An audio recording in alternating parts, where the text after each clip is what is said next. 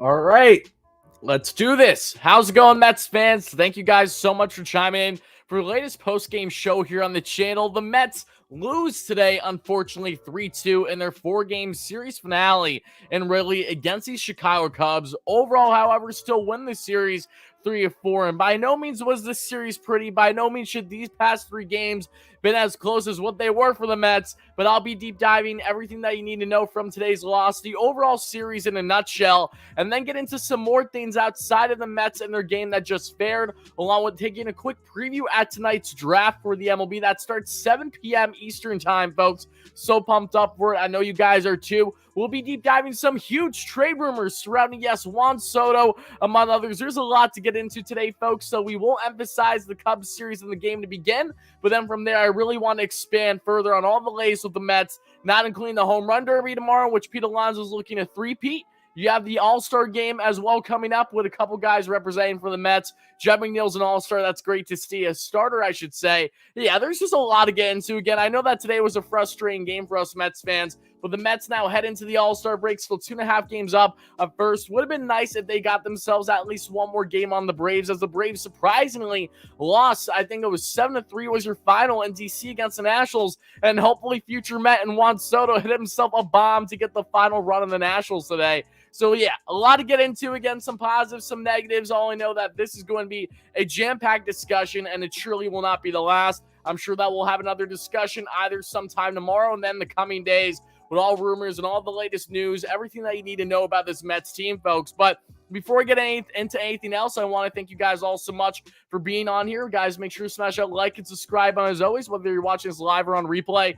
Greatly appreciate it. Help us get 100 likes for the first short-term goal. And like I said, got to get into this one for sure. Let's get into this now, guys. I did see a donation, 1,200. Thank you so much for that. Drew Spucky Sucks. Get his retired buddy Duda back. Thank you so much for the donation, my man. While I wasn't that happy with what I saw from Drew Smith in this one, guys, this was another game where the Mets have their offense and their offense to blame. Yesterday, they suddenly lucked out, and not because of offense, but because of stellar pitching and because of elite defense late in extras is what gave the Mets their doubleheader sweep yesterday. I would have, of course, did a post-game show after Game 2 of the doubleheader yesterday. I was out of town, though. I was actually at MetLife Stadium. Spontaneously went to a concert for the weekend. My girlfriend wanted to go, so I'm like, all right, let's go. So we did that last minute. That's the only reason why you didn't get coverage on the channel from yesterday's back-to-back wins. But going into today's game, folks, this was a Mets game where I'm not going to lie. When you saw the Mets started with their offense early, I had a good feeling the Mets would win this one. I really did. This was not a game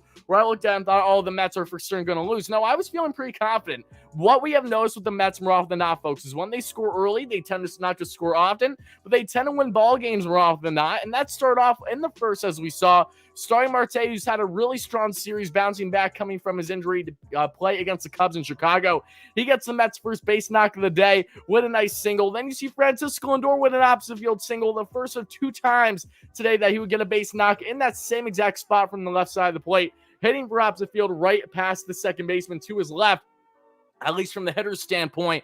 Then after that, folks, Francisco Lindor, probably one of the most flukiest plays you'll ever see. This was bad fundies. Keith Hernandez was watching this game and like, my goodness gracious, what is going on here? Because Francisco Lindor gets caught sleeping, folks. He gets caught slipping, if you will, at first base. It's tossed back by Sampson, the starter for the Chicago, and just like that, Lindor stuck in between first and second. But what does Lindor do right away? As soon as he realized that he was about to get picked off, he starts a trot between first and second, looks at Marte, waves him down to go down to home, and Lindor buys just enough time to stay inside the baseline somehow, dive around the second baseman of the Cubs once he gets the ball, and by the time that happens, it gets in there for the stolen bag, gets a double steal, and the Mets get their first run of the game. That one was actually absolutely nuts. The fact that Lindor, who was literally sleeping for a minute there, on first base, looks at Marte, is really aware of what the situation is, makes sure he gets home, stalls the second baseman of the Cubs just enough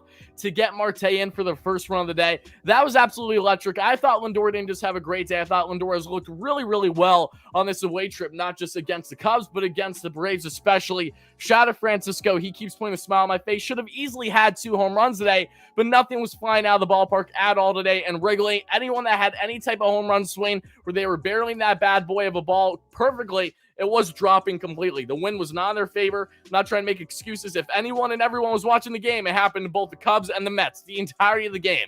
That's why no home runs were hit out of the park today. That's why the home run ball was so anemic all weekend long here that we saw in Chicago. But getting now back to the advancing here in this game, folks. After the Mets have that early 1-0 lead, we get to the fourth, and Eduardo Escobar gets on with a walk. Mark Canha gets a soft double down the third baseline. Then that ricochets right off around the wall on the third baseline, and then Gourmet would ground out. Even though the Mets did not score there, that was one of their wasted opportunities. Something that we did see plenty throughout this entire series for the Mets. Again, the Mets only scored, 2 or 3 runs in game one, the doubleheader.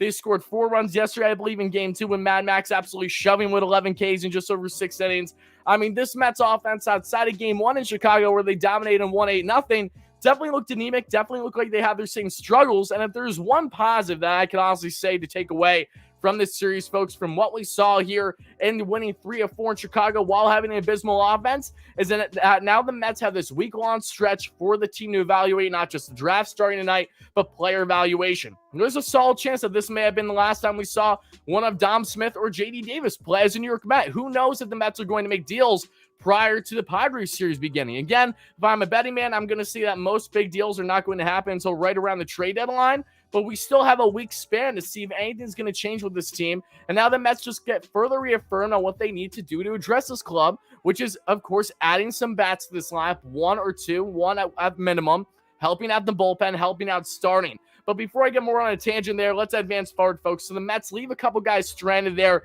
in the fourth. We get to the 5th inning, folks. Bottom the 4th, I should say. And this is where all hell starts to break loose for the Mets, unfortunately. David Peterson, who's on the bump today, who absolutely shoved, gave up 1 run. It wasn't an earned run because of an error. David Peterson has 2 guys on, and looking like a situation with only 1 out that they can get out of the gym. Eduardo Escobar gets a perfectly hit ball to him right away that you see there from the Cubs, and that would be in Frank Schwindel, who struggled all series long. Escobar had enough time to easily turn a double play. I don't know what he was thinking. He bobbled the ball. Then he just tried to throw it at first, as you guys see in the highlights here, and he couldn't even get the guy out. So bases juiced, 1 out. David Pearson should have been out of that inning. He's not out of that inning. Eddie, I love the man. He had an awesome day at the plate yesterday. 3 for 5 with a piss missile and looked strong defensively at times. Today, however, really overthought things. It almost looked like he couldn't handle the pressure of having more time than he should have there to turn an easy double play. No less, that keeps bases juiced, and then they would start to tack on. David Pearson was rattled in an 0-2 count pitching to the next batter. However, goes from 0-2 all the way to 3-2 full count, and he ends up walking in the first run of the day to the Cubs to tie it 1-1. Patrick Wisdom gets the RBI walk there, and then you see Bodie strikes out and Velasquez strikes out. Back-to-back huge Ks for David Pearson to keep this a tied ball game.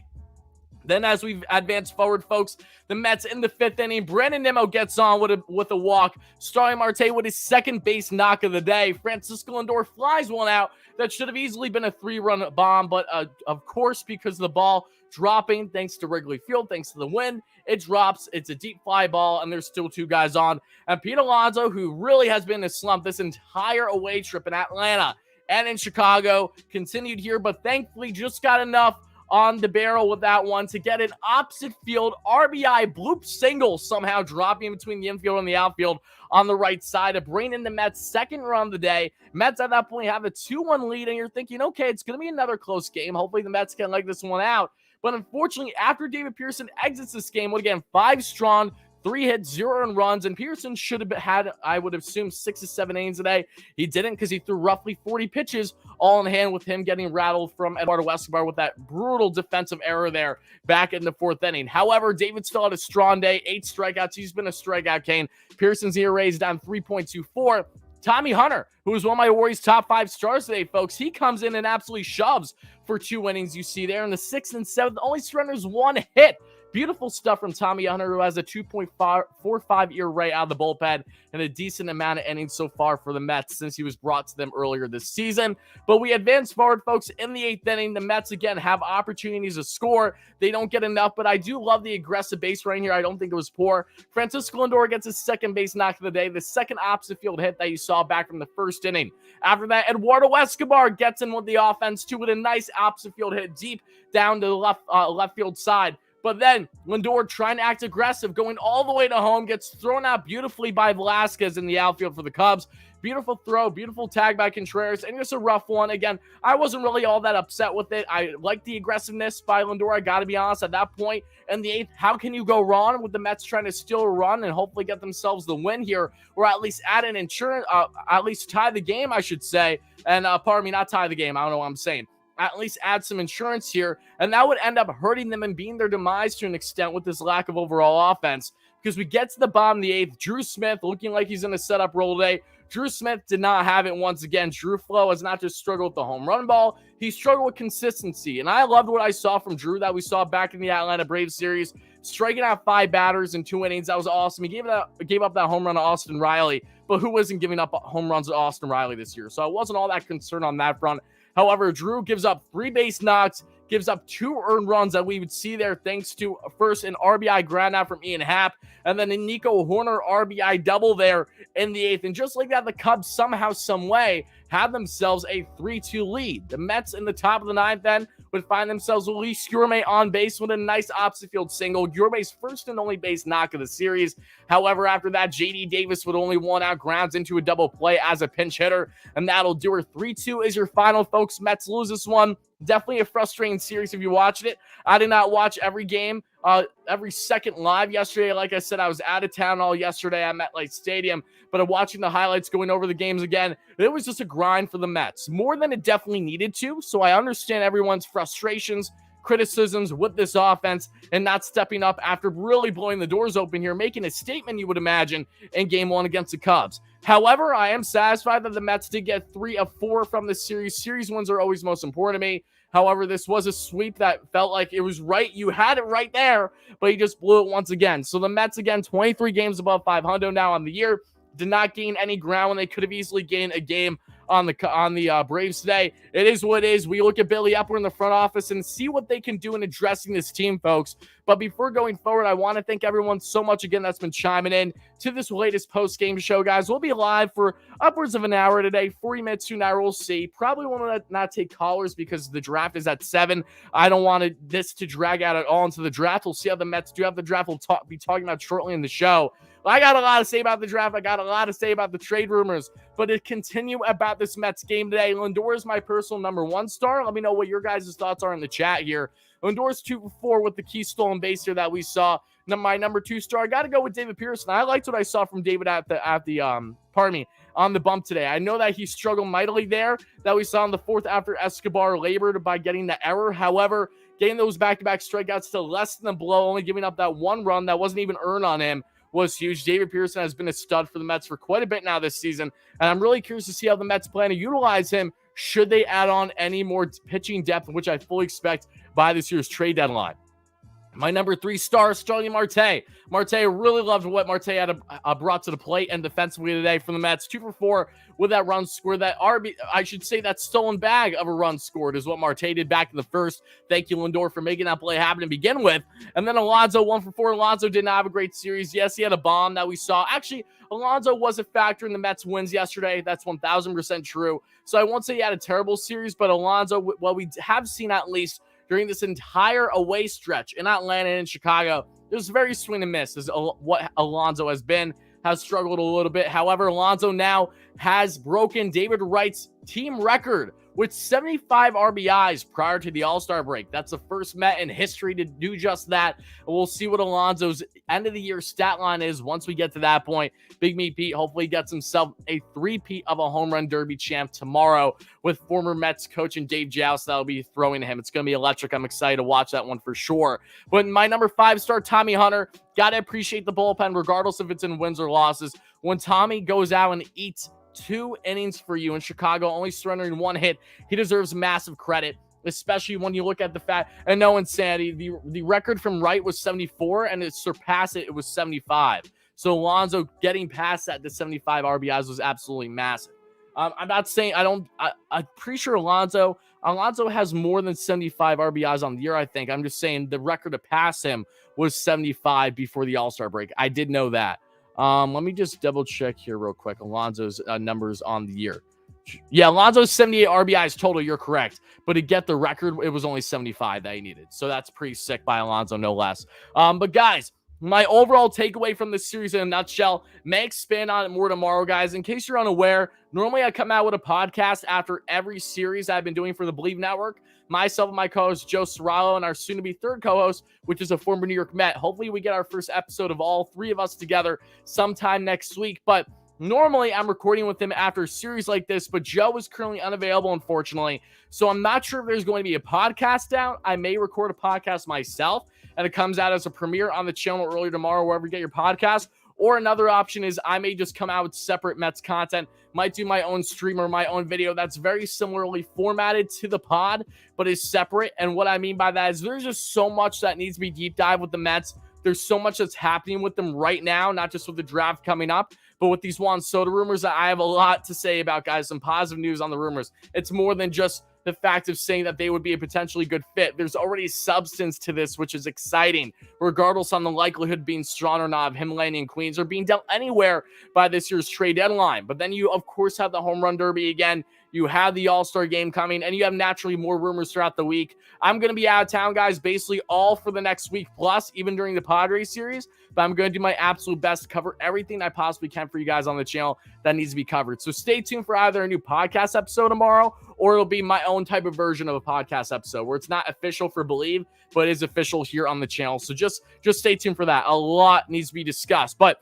the Mets, they went 3-4 against the Cubs. Would have loved the sweep, but I'm just happy that this Mets team is in a position right now where they won a lot. The Mets can evaluate this team and say, hey, we still need to address offense 100%. And two, we're able to evaluate a man that shut the door on the Mets, and that was David Robertson. David Robertson pitched 2 clean innings in this series against the Mets. And David Robertson, who the Mets have shown a recent interest in, have to imagine that the Mets are not just impressed, but would really love David Robertson to help fortify, truly solidify this bullpen for them as we get closer to the trade deadline. So keep an eye on David Robertson. He's definitely, he might be 37 years of age, but he's aged like a fine wine coming back from the injuries that he's dealt in recent years. So sign me up for David Robertson. Love what I saw from him for the Cubs. Not what I saw for him against my Mets, because my Mets didn't do anything against him. But still, give credit, tip of the cap, give credit where credit's due, folks. But now, normally this is where I would kind of cut things off for people on replay, but I don't think I should do that right now. I think I just want everyone to watch this live on replay. Talking about now, folks, let's get into some updates, right? Dom Smith, as we speak, is having an MRI scheduled for whenever the Mets are back in New York. Now, I don't know if that's, I would assume that's going to be right away, tonight. Either way, Dom will begin an MRI. He hurt his ankle yesterday, and I'm trying to think if it was game 1 or game 2. I know that he twisted it, so we'll see what Dom's status is. I pray for his sake that he isn't injured, not just because I want to see Dom be healthy and do well, but I also know that Dom is a trade chip for the Mets, and God forbid if he's injured to any degree, then that's going to lessen the likelihood of him being able to be dealt as an asset at this year's trade deadline. Then you have Jacob deGrom that I will be expanding forward once we find out the official announcement. He will be pitching a sim game, I believe, in Port St. Lucie that we're going to see on Tuesday, right around Tuesday. And then from there, he's basically set to return the Mets rotation either for this Friday series against the San Diego Padres, or after that, the 2 games set at home at Citi Field for the Subway Series, in which I have full intention of going to at least one of those games. Then the other game that I don't go to, I will cover live here on the channel. So stay tuned for that. It's going to be electric when it happens. It's going to come here before we know it. I'm just antsy thinking about it. But Jacob deGrom, he's getting this close to returning back into the Mets rotation. You'll love to see that, folks. Then we get one more here. Mets, let's see. Mets win 3 of 4 in Chicago to wrap up the first half, as we just discussed. But the big one, folks, guys, let's talk for 1 minute before we get to Soto. Let's just talk. Actually, you know what? Scratch that. Let's talk about Soto, then we'll talk about the draft, because draft will be really leading up into the draft happening tonight at around 7 p.m. Eastern time. I'm going to double check real quick on Twitter and make sure that I'm not missing anything, because I did see some people, guys. If there's any tweets of new information, guys, please don't hesitate from letting me know in the chat. I just want to make sure I do not miss anything. But yeah, let's talk about Juan Soto, guys, because I know that everyone loves to hate him, and I don't blame you guys whatsoever. But Andy Martino for SNY did come out with an article and a piece today that broke down that breaking news, and I'm either going to discuss this further in a video or stream tomorrow, so stay tuned for that. It really needs to be discussed, in my opinion, but it's on the likes of what's happening right now with Juan Soto, okay? Over the past 24 hours, the Yankees and Mets have had time to marinate and process this news that, yeah, Juan Soto is officially available. Like, he's available here. Yeah, I know arguably the best player in baseball right now at age of 23 is available via trade. Yeah, that's kind of nuts. We broke it down in yesterday's video. That was roughly 10K views already. Thank you guys so much for that. Make sure to check it out more. But expand forward, Andy Martino broke that according to multiple industry sources. The Nationals view the Mets as one of few multiple teams that would be a feasible fit to trade with the New York. The Nationals view the Mets as one of multiple teams, few teams though, not a lot, a select few that could be a fit via trade when it comes to Juan Soto. Now, I don't think that this is surprising. This is something where the Mets certainly do have assets to make things happen. They don't have the same prospect pool as the New York Yankees, but the Mets do have a solid prospect pool that's top heavy that I by all means know that they will be willing to unravel the farm for if they have any shot at landing Juan Soto. So this report comes out, and soon after we get from Jon Heyman as well, that again, I'll either discuss in a separate video tomorrow or stream it because I don't know how many people are going to watch this today, this being a Mets post game. However, we saw Jon Heyman say the exact same thing, how yes, both the Mets and Yankees are interested and will most certainly explore the potential of landing Juan Soto. They do know, however, that's not going to be an easy task. And one source of that, it's viewed as like a Kevin Durant type trade. That if you want this stud player, yes, but you have to literally give up anything and everything for him. But according back to Martino's report, it would cost the Mets starting with 3 other top prospects. So Francisco Alvarez, Brett Baty, Mark Vientos, Ryan Mauricio, one of those types. And my response to this, guys, in my humble opinion, is the fact that Juan Soto is 100% a guy that you give up anything and everything for. I don't think that's much of a debate as this thing is getting a little hazy. I'm going to give me 1 second, guys. Continue smashing like and subscribe on. Greatly appreciate it. Just want to try to fix my camera quick because unfortunately, for whatever reason, my camera likes to act a little stupid with me. Let's see here. Okay, there we go. Now, Juan Soto is someone where I don't want to give up Alvarez for. I never want to give up Alvarez. However, I'm also someone that does not, I'm not against the Mets giving up literally anyone but Alvarez. I'm not opposed to that whatsoever. That's what you have to give to get for someone of Juan Soto's nature. However, something that is really important when evaluating someone like Juan Soto is the fact that the Mets have this upper hand on any other team. Doesn't matter if you're the Dodgers, doesn't matter if you're the Padres, doesn't matter if you are the Yanks. The Mets will always have more financial flexibility as long as Steve Cohen is into it and devoted to helping this team now and win. And that's where the Mets come into play.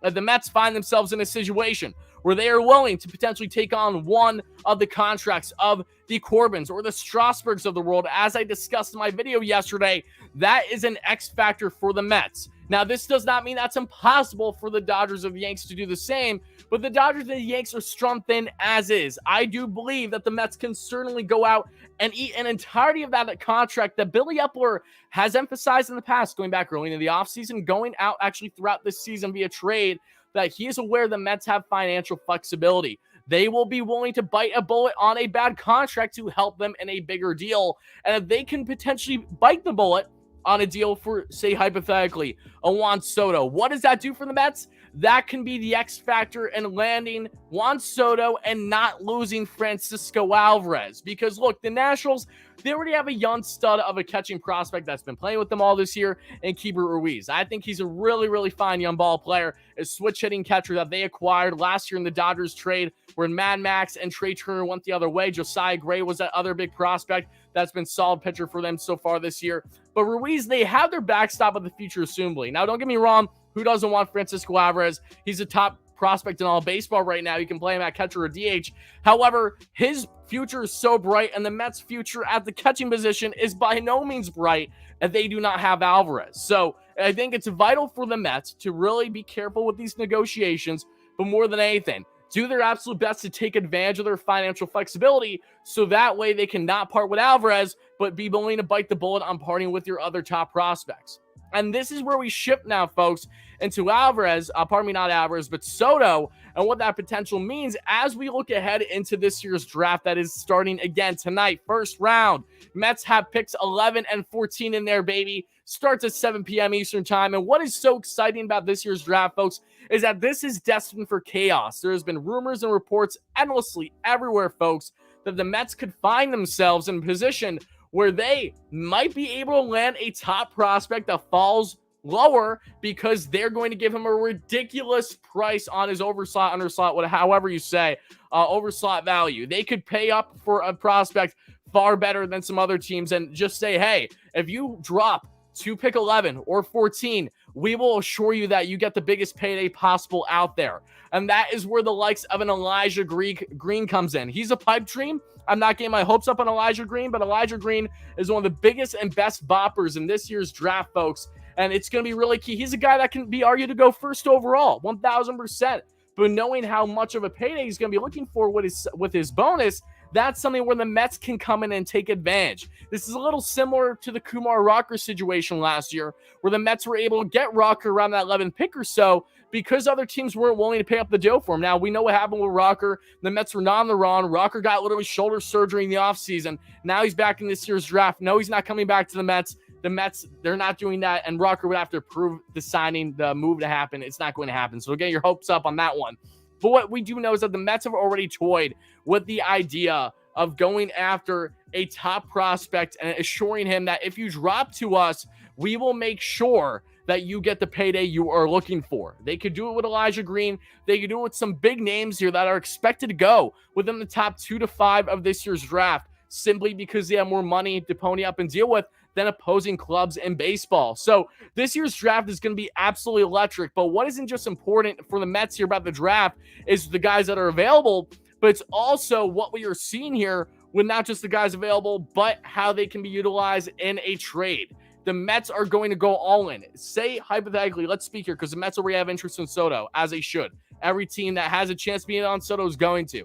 However, Soto's someone where the Mets can look at this draft and utilize this draft in a manner that helps propel them in a potential Soto deal. The Mets have big opportunities here in this year's draft to take advantage, to land big-name prospects. So, in the hypothetical that a Soto trade happens, or someone of a magnitude that is of significance, anyone that is significant, Soto is in a class of his own, but there's still other big-name assets out there that the Mets would like, but they know they're going to cost a decent amount of prospects. This is where if you part with a Beatty, a Mauricio, a Vientos, or all of them, for instance, in a Soto deal, the Mets can bite that bullet more, knowing that they can appropriately draft big time in this year's draft. Or two, the Mets can draft in this year's draft with some intentions of parting ways with these draft picks right away and utilizing them in a trade for Soto or someone else. Because this year's draft is purposely set up, folks, prior to the MLB trade deadline. So that way teams can get these prospects signed right away and have them used as trade bait if need be.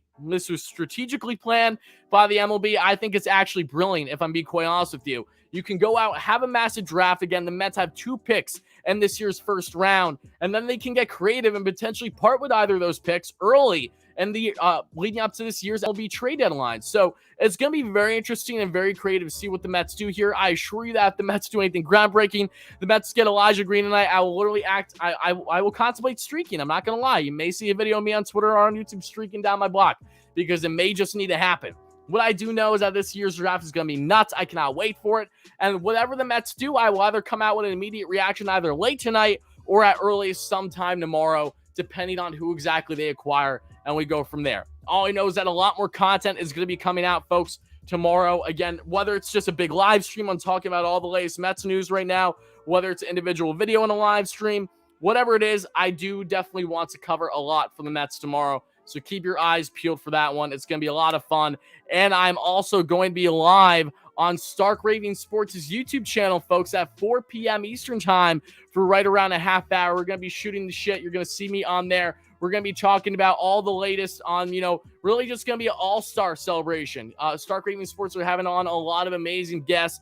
Foolish Baseball, Draft Neck Mark, and all different segments, different time slots. We're going to be talking about just us as content creators, how we fared, how we have gone to this point. Talk about baseball. We're going to give our World Series predictions maybe. Talk about the Home Run Derby, those predictions, the All-Star Game as a whole, all that fun stuff. So make sure to check that out. Stark Raving Sports' stream, I want to say, starts 11 or 12 p.m. Eastern time, and I should be in there right around 4 p.m. Eastern time for at minimum a half hour. So stay tuned for that. But yeah, a lot of content that is going to be coming out in the ensuing days with the more news, with the more rumors, all that kind of fun stuff.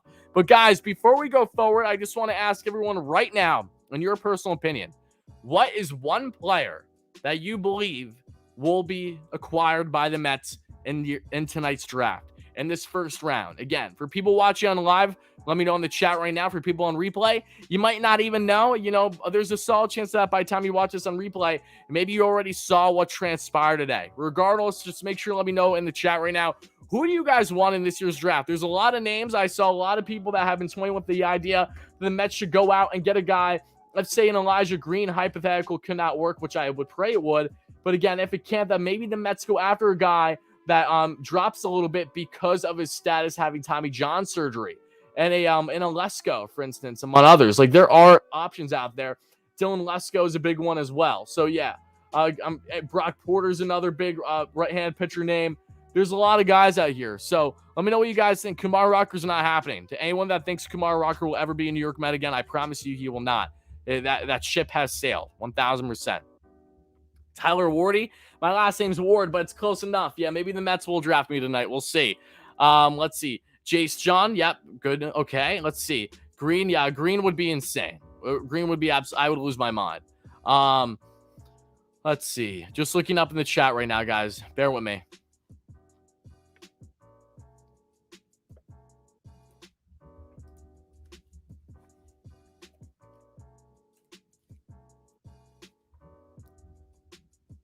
Gavin Cross. But